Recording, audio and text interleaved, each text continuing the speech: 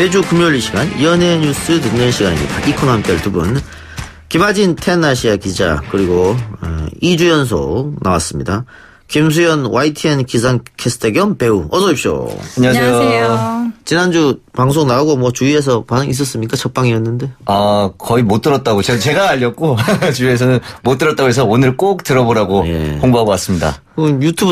유튜브로 다시 보기도 되고 네. 팟빵으로도 다시 듣기도 되는데. 그럼 지금 듣고 있는 제 주변의 지인분들 지금 듣고 주변에 좀 알려고 팟캐스트 다 알려주시면 좋겠습니다. 알겠습니다. 자, 오늘은 연예계 이슈 먼저 얘기해보죠. 지난 29일 전주에 있는 한 호텔에서 배우 전미선 씨가 숨진 채 발견이 됐습니다.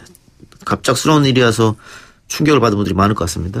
네, 갑자기 검색어에 이름이 올라와서 많은 분들이 놀라셨을 것 같은데요. 말씀하신 대로 지난 6월 29일에 이제 전미선 씨가 사망했다는 소식이 전해지면서 많은 사람들이 좀 많이 놀랐고요. 당시에 전주였는데 왜 전주였을까 의문을 가졌는데 연극 친정엄마와 2박 3일이라는 연극을 그날 오후에 이제 공연이 될 예정이었어요. 그래서 전주에 갔던 차에 그렇게 소식이 전해졌습니다. 평소에 우울증을 앓고 있었다 이런 얘기가 들리던데요. 네, 소속사에서는 전미선 씨 어머니가 지금 병상에 있고 그리고 최근에 가족이 좀 사망하는 사건이 일어나면서 전미선 씨가 좀 우울함을 많이 느꼈고 또 치료도 받았다고 했습니다. 그때 저희 라디오에서 전문가하고 이야기를 했을 때 치료를 받고 약을 자주 이렇게 제때 먹고 하면 충분히 우울증 고칠 수 있다라고 얘기했었는데 네. 좀 안타깝네요. 사실 저희도 제가 연기를 하고 제 주변에 연기자들이 많이 있는데 이쪽에 있는 분들이 아무래도 감수성이 좀 풍부하고 감수성이 좀 여린 분들이 좀 많아요. 제 주변에도 그래서 항상 보면 좀 우울증을 겪는다든지 좀 외로움을 많이 타는 분들이 있는데 그렇기 때문에 전미선 씨 같은 경우도 좀 우울증 증상이 지금 최근에 좀 더 많이 강해진 게 아닌가 하는 생각이 들면서 저도 아침에 갑자기 저희 와이프가 소리 질렀어요. 그래서 왜? 그랬더니 전미선 씨가 사망을 했다고 해서 저도 개인적으로 제가 제빵한 김탁구라는 드라마를 같이 했었었거든요. 그렇습니까? 네, 그때 제가 분량이 좀 작아서 자주 뵈지 못했지만 팬이라고 말씀드렸을 때 항상 좀 따뜻하게 웃으면서 좀 많이 위로를 해주고 격려를 해주셨어요. 그래서 이 기사가 굉장히 전 좀 충격적이었고 좀 마음이 많이 아팠습니다. 예. 그 가족들도 있죠? 네, 아버지도 계시고요. 전미선 씨가 사망 직전에 아버지와 통화를 했다는 것이 알려지면서 더 좀 안타까운 이야기가 많이 나왔습니다. 예. 최근까지 활발하게 활동을 하고 있었기 때문에 더 충격적인 것 같습니다. 네, 영화 나란말싸미가 개봉을 앞두고 있었어요. 그래서 제작 발표회에서도 참석을 해서 최근에 공식 석상의 모습을 드러내서 굉장히 환한 미소를 짓고 그런 모습도 많이 남겨져 있었고 또 KBS 드라마도 들어갈 예정이었거든요. 근데 이 역할도 이제 다른 배우가 출연을 검토 중인 상황입니다. 예. 저도 봉준호 감독의 기생충이 상 받고 막 이러면서 다시 한번 봉 감독 영화를 봐봐야겠다 해서 마더를 새롭게 봤거든요. 근데 거기 나오잖아요. 네. 그러고 나서 이런 소식을 접하고 저도 깜짝 놀랐는데 두 분 혹시 이 전미선 씨 출연한 작품 중에 기억에 남는 작품이 있습니까? 저는 말씀드렸듯이 김탁구 때 너무나 재미있게 봤고 전미선 선배님 같은 경우에 항상 연기 보면 항상 좀 여리시고 조금 좀 부드럽고 사랑스러운 연인으로 많이 나오셨잖아요. 그래서 조금 더 마음이 좀 아픈 것 같습니다. 예. 아마 우리 청취자분들도 기억이 많이 날 텐데 살인의 추억에서도 송강호 씨와 호흡을 맞췄었고요. 또 하나의 가족이었나요? 그 작품에서도. 네, 굉장히 활발하게 활동을 했고요. 34년 동안 16살에 데뷔를 하셔서 꾸준하게 활동을 해왔기 때문에 아마 어떤 작품을 보더라도 굉장히 익숙한 얼굴이고 친근한 배우였던 것 같습니다. 예, 아까 저희가 우울증에 관해서 짧게 얘기했습니다. 연예계에서 특히 좀 더 힘들어하는 분이 많은 것 같다. 우울증을 앓고 있다면 반드시 치료를 해야 된다 이런 얘기인데 그거 소개 좀 해주시죠. 네, 심리학과 곽금주 교수가 이야기를 한 건데요. 스트레스가 우울증으로 이어지는 경우가 많은데 이런 것을 알리지 않고 참고 또 바로바로 치료를 안 할 경우에는 그 우울감이 굉장히 커져서 극단적인 선택으로 이어질 수도 있다고 하니까요. 이 곽금주 교수뿐만 아니라 전문가들은 바로바로 좀 치료를 받는 것을 권하고 있고요. 그리고 주변 지인들도 어떤 신호가 분명히 있을 것이기 때문에 그런 걸 좀 잘 알아차려 달라, 잘 봐달라 이렇게 이야기를 합니다. 우울할 때 술을 마시면 더 우울해지겠죠? 그렇죠. 아무래도 기분이 좀 좋아진다기보다 좀 어둠 속으로 좀 빠지는 느낌이 들기 때문에 우울증이 있을 때는 술을 좀 자제하고 햇볕을 많이 쬐는 게 좋다고 해요. 그러니까 사실 낮 동안 좀 돌아다니면서 주변 지인들 만나서 좀 수다도 좀 떨고 그런 게 좋을 것 같습니다. 알겠습니다. 다른 얘기 해보죠. 일본이 우리나라에 사실상 경제 보복 조치를 내리면서 국민들이 지금 굉장히 화를 많이 내시고 있는 상태고 그렇죠. 그러면서 이게 불매운동까지 벌어지고 있습니다.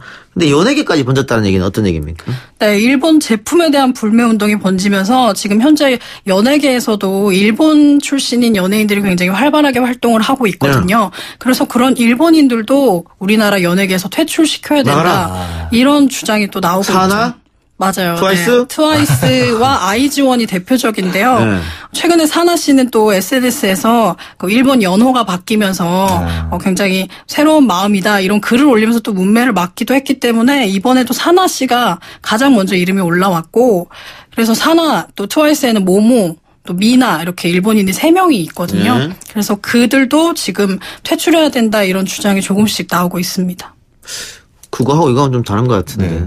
그렇죠. 아무래도 그 연예인이 한 잘못이 아니잖아요. 네. 근데 그걸 가지고 같이 묶어서 이렇게 공격하는 건 오히려 좀 역효과일 것 같아요. 왜냐면 이분들이 굉장히 유명한 분들인데 한국에서 활동 잘하고 일본에서 한국이 정말 좋은 곳이다. 예. 좀 더 알리면서 한국에 대한 어떤 감정도 좋게 만들 수 있는데 잘못하면 이거 거꾸로 더 안 좋은 그러네요. 이미지를 줄 수 있거든요. 예를 들면 방탄소년단도 일본인에게 굉장히 인기 있지 않습니까? 그렇죠. 엄청난 인기가 있고 지금 또 콘서트가 아마 일본에서 있을 텐데. 네, 내일부터 있죠. 그럼 네. 하지 마. 그럼 그러고 그런 거는 말이 안 되는 거잖아요. 네, 그래서 굉장히 지나치다는 의견도 있고 이 주장은 사실 일부 조금 굉장히 극단적으로 표현하는 일부 네티즌들에 의해서 나온 건데요. 그래서 자중의 목소리도 같이 나오고 있습니다. 이게 상식적으로 봤을 때도 한국에서 활동하고 있는 아이돌 그룹의 멤버가 일본인이니까 퇴출해라. 이건 말이 안 되는 것 같은데 다음 이야기할 거는 조금 논쟁이 있을 사안인 것 같기도 합니다. 지금 배우 이시연 씨 예능 프로그램에 출연해서 굉장히 인기를 얻었던 사람이죠. 일본 여행 간 사진을 SNS에 올렸다가 문매를 맞았다.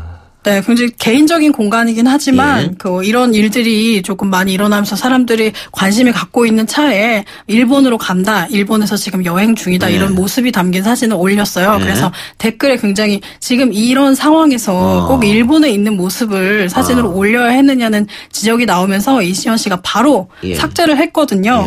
그 이후에 이제 소속사에서는 그 이시연 씨가 굉장히 친하게 지내고 있는 배우 송진우 씨가 아내가 일본인이에요. 그래서 그 부부의 초대를 받아서 일본에 갔던 거다. 아니 그러니까 뭐 오래전에 약속이 돼 있고 또 초대를 받아서 갈 수도 있죠. 그렇죠, 그렇죠. 그러면 갔다 오면 되죠 그냥. 그쵸. 이거를 다들 모든 사람들이 보는 SNS에 올렸다. 그것도 이 판국에 이 시국에.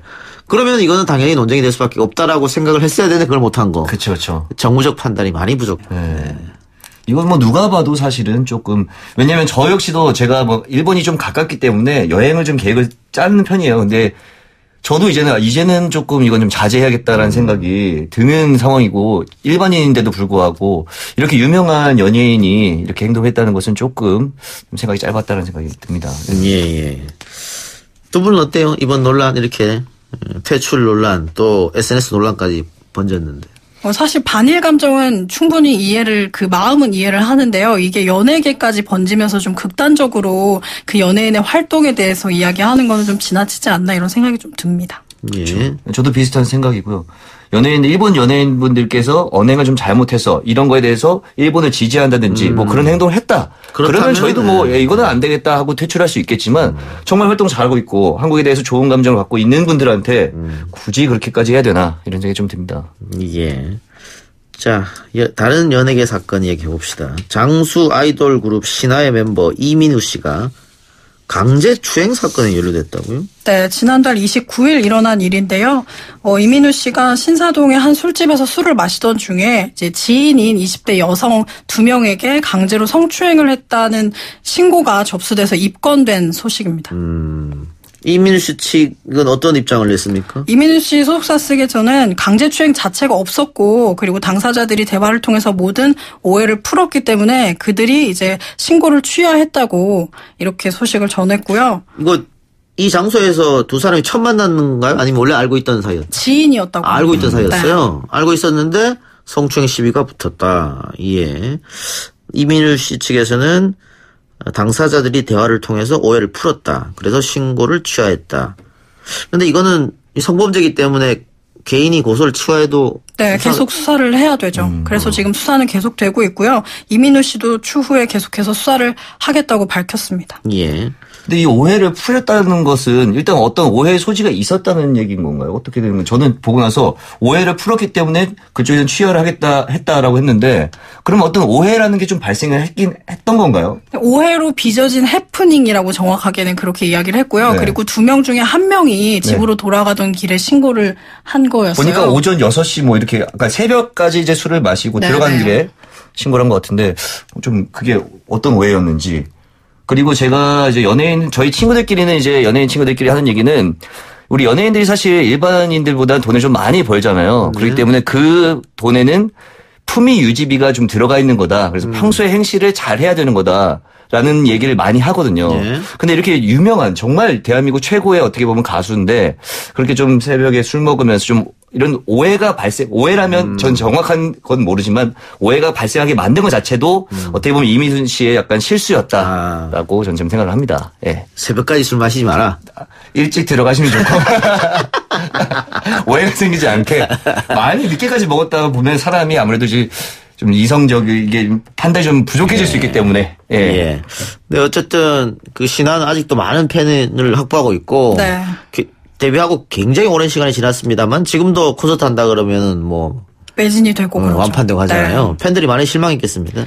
우선 팬들은 20년 넘게 이제 좋아해왔기 때문에 믿는다 이렇게 하고 있는 믿는다. 입장이지만 다른 대중들이 보는 시선은 조금 따뜻하지는 않죠. 예. 네. 또 특히 요즘 이 성 문제, 몰카 문제, 뭐 마약 문제 이런 것 때문에 연예계가 시끄러운 판국에 또 이런 일이 벌어졌으니까 더 그럴 수 있겠죠. 알겠습니다. 드라마 이야기 봅시다. 60일 지정 생존자. 이 드라마 요즘 화제인 것 같습니다. 네, 새로 시작한 드라마인데요. 이 드라마는 사실 미국 드라마를 원작으로 하고 있어요. 갑작스럽게 국회의사당이 폭탄 테러를 당하면서 대통령이 사망하게 되는데 그 이후에 환경부 장관이 60일 동안 대통령 권한 대행을 맡으면서 테러의 배후를 찾고 그 상황을 수습하는 내용을 담고 있는 드라마입니다. 예. 지정 생존자. 우리나라에는 이런 제도가 없는데 김소연 캐스터 지정 생존자. 안타깝게도 아직 보지 못했어요. 오늘 이것을 보고 봐야겠다는 생각이 드는 게 요즘에 정치적으로 좀 관심이 저뿐이 아니라 대중들이 좀 많이 있다 보니까 이런 소재의 영화나 그리고 드라마가 많이 나오고 있어서 저도 좀 보고 이거 괜찮겠다 한번 봐야겠다는 생각이 좀 들었습니다. 예. 지정 생존자가 어떤 뜻입니까? 지정 생존자가 그러니까 지정된 시간 동안 뭐 생존을 하는 게 대통령과 부통령 여기 있네. 예, 우리나라에 없는 제도이기 때문에 네, 미국의 시스템이죠. 모를 수 있죠. 네. 그럼요. 그러니까 저라고 해서 다 아는 건 아닙니다. 예. 얼굴 빨개지네요. 대통령, 부통령 포함해서 네. 정부의 요인들이 한꺼번에 혹시 유고가 났을 때 그러면 국가 운영이 안 되지 않습니까? 그래서 그 네. 사전에 한 명을 미리 지정해 놓고 그 사람은 대통령이나 다른 요인들과 움직이지 않습니다. 그걸 이제 지정 생존자라고 하는데 우리는 만약에 대통령이 유고할 때 체계가 있죠. 대통령이 유고 시에는 국무총리가 대통령 권한대행을 맡고 국무총리가 없으면은 경제부총리가 맡고 경제부총리가 없으면 사회부총리가 맡고 이렇게 돼 있는데 미국은 우리랑 다르게 이런 지정 생존자가 있다라고 하는 거고요. 근데 국회의사당이 폭탄 테러로 폭파된다. 좀 파격적인 소재인데 시청자들이 이거 보고 아이고 시원하다 이래가지고 인기 있는 거 아닙니까 이거? 신선한 지금 의견을 주셨는데 사실 말씀하신 대로 우리나라에 없는 시스템이기 때문에 그 소재에 제작진이 굉장히 많이 끌렸고요. 그리고 원작이 2년 동안 미국에서 방송된 드라마였기 때문에 탄탄한 구성이 돼 있어요. 그래서 그런 점들 좀 신선한 소재를 갖고 오고 이야기가 굉장히 탄탄하다는 점을 갖고 와서 이제 이렇게 드라마화 하니까 시청자들은 굉장히 재밌게 보는데요. 그리고 근데 원작이 있는 드라마는 한국에서 방송될 때 별로 좋지 않은 시선도 또 있어요. 예전에 그렇죠. 제가 일본 드라마 리갈하이 리메이크 말씀드렸는데 굉장히 반응이 안 좋았거든요. 그랬는데 이번에도 첫 회 하자마자 기대했던 원작 팬들이 그렇죠. 별로 재미없다 이런 이야기를 좀 조금씩 나오고 있어요. 예. 또 보호자관이라는 드라마도 인기를 끌고 있다고 하는데 정치 드라마가 갑자기 많이 생겨난 것 같습니다. 네, 한동안 법정 드라마가 굉장히 많았는데 지금 최근에 또 정치인들의 이야기가 인기를 좀 얻고 있는 것 같아요. 예. 영화 얘기해 봅시다. 봉오동 전투라는 영화 제작 보고가 있었다고요? 네, 지난 3일에 열렸고요. 다음 달 개봉 예정인 영화인데 이 영화를 굉장히 기다리시는 분들도 많고 또 소재도 굉장히 좋고 들여다보면 좋을 의미 있는 작품이어서 제작 보고에도 굉장히 성황리에 열렸습니다. 예, 봉오동 전투도 실제로 있었던 전투니까 역사적 사실을 모티브로 해서 영화를 만든 것 같네요. 네, 1920년에 중국에서 있었던 일이었죠. 그 한국 독립군이 일본군을 무찌른 승리한 전투, 그리고 이 전투가 독립군이 일본 정규군과 맞서서 얻어낸 첫 승리였기 때문에 굉장히 역사적으로도 의미 있는 일이었죠. 예. 네. 그 과거 일제시대를 배경으로 독립군들이 무장투쟁을 했던 그런 배경을 갖고 만들었던 영화들이 과거에는 거의 없었는데 네. 최근 들어서 굉장히 많이 생긴 것 같습니다. 뭐 암살이라든가 네. 그렇죠? 몇 편이 지금 연달아 막 나오고 있는 것 같은데 봉오동 전투도 그 연장선상인 것 같습니다. 아직 제작 보고회니까는 이 개봉할 때까지 시간이 많이 남아 있겠습니다. 네, 다음 달 개봉이어서요. 그런데 제작 보고회를 할 때는 사실 편집 과정만 남아있고 촬영은 다 마친 상태이기 때문에 네, 이제 조만간 볼 수 있을 것 같습니다. 저는 조금 기대도 되고 사실 우리나라에 있었던 역사를 우리 국민이 알아야 되는 건 맞기 때문에 좀 많이 기대를 하면서 또 한 가지는 좀 역사적으로 가끔 영화나 드라마 보면 왜곡이 좀 많이 되는 경향이 있어요. 저도 이제 방송하면서 만나는 뭐 시나리오나 뭐 작가분이나 감독님들은 그런 얘기를 좀 안타까워하는데 좀 역사적 사실을 좀 더 진실되게 그리고 솔직하게 거짓 없이 좀 가감 없이 좀 잘 담았으면 아무래도 영화다 보니까 어쩔 수 없이 좀 허구의 일들이 좀 넣을 수밖에 없지만 최대한 역사적 사실과 비슷하게 좀 만들어져서 많은 또 국민들이 역사에 대해서 많이 알고 그랬으면 좋겠습니다. 예. 특히 지금 일본과의 이런 사이이기 때문에 봉오동 전투가 우리 국민들에게 더 큰 메시지를 주지 않을까 그런 생각이 드네요. 봉오동 전투 제작진이 저한테 연락 왔었거든요. 홍보 좀 해달라고. 네. 개봉 직전에 우리 프로에 한번 초대하죠. 초대해서. 그래요. 좋은 영화 많이 소개하고 여러분들도 좋은 영화 많이 보면 좋은 거겠죠. 알겠습니다. 자, 근데 이 봉오동 전투 이 제작 보고에서 영화를 연출한 감독이 여기에 대해서 이 영화에 대해서 설명을 좀 했다고요? 네, 아까 그 김수영 기상캐스터가 말씀하신 대로 극적인 연출은 필요하지만 너무 애국심을 강조한 나머지 좀 반감을 살 수 있는 부분은 없어야 하기 때문에 진정성 있게 또 생생한 그 역사의 이야기를 고스란히 담아낼 수 있도록 여러 번의 고증을 거쳐서 만들었다고 합니다. 예, 역사물이기 때문에 고증이 상당히 중요하죠. 필요한 거죠. 네. 예, 그래서 고증에 신경을 썼다라는 얘기고. 국뽕 연출을 우려하는 일부 시선도 안다 이렇게 얘기한 것 같네요. 국뽕 연출. 네, 이게 영화를 보다 보면 이 부분에서는 울어야 되는구나, 울라고 만들었구나 하면 굉장히 반감이 들 때가 있잖아요. 맞아요. 그런 것을 최대한 배제한다고 합니다. 막 대한민국 만세 뭐 이런 거 일부러 연출해서 자연스럽게 나오는 게 아니고 그런 거 시선을 의식했다라고 하는 거군요. 네. 알겠습니다. 두 분도 개봉하면 보러 전 보러 너무나 가겠습니다. 역사적 네. 영화는 좋아하고 보고 싶습니다. 알겠습니다. 두 말씀 오늘 여기까지 듣겠습니다. 지금까지 테나시아의 김하진 기자, YTN 기상캐스터 겸 배우 김수현 씨였습니다. 고맙습니다. 네, 감사합니다. 고맙습니다.